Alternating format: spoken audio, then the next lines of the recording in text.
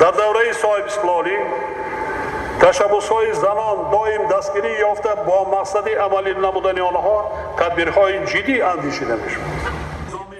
پیام امام علی رحمان رئیس جمهوری تاجیکستان نه تنها از طریق رادیو و تلویزیون‌های دولتی نشر می‌شد، بلکه آن را در کوچه و خیابان‌های دوشنبه هم نمایش می‌دادند. اکران‌های بزرگ برای رکلام در مرکز پایتخت را هم امروز نه برای ترغیب و تشویق مال شرکت، بلکه برای رسانیدن پیام امام علی رحمان به مردم استفاده می‌بردند.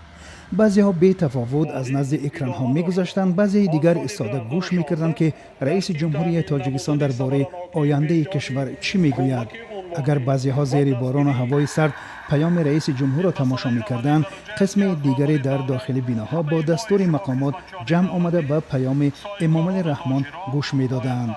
از جمله در دانشگاه ملی تاجیکستان دانشجویان به جای درس 2 ساعت سخنرانی رئیس جمهور را شنیدند. آنچه که رئیس جمهور به خصوص درباره آنها گفت، اعلان سال جوانان و همین گونه بالا بردن صفت دانش در دانشگاه ها بود که سالهای اخیر بسیار تنقید می شود.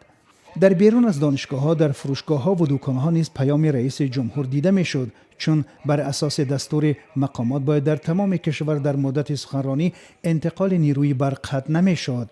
امام علی رحمان رئیس جمهوری تاجیکستان در پیام امسالش به مردم و پارلمان بیشتر درباره وضع اقتصاد و برنامه‌های اجتماعی صحبت کرد، ولی به گفته کارشناسان یک مسئله مهمی که از نطق او بیرون ماند فساد و رشوه‌خواری در کشور بود. اما خود رئیس جمهور یک اشاره نازک به این مسئله کرد. از ماه ینوری سال 2017 همه نمودهای автомашинаҳои نوی که با کشور وارد کرده می شوند از انداز و پرداخت‌های گمرکی 50% آزاد کرده شد.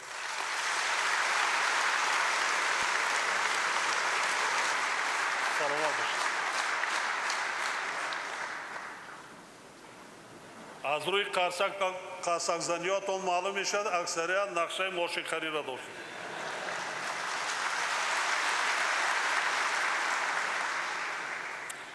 امام علی رحمان 24 سال باز به تاجیکستان رهبری می کند و 15 سال اخیر پیام های سالانش را به پارلمان و مردم ارائه می کند.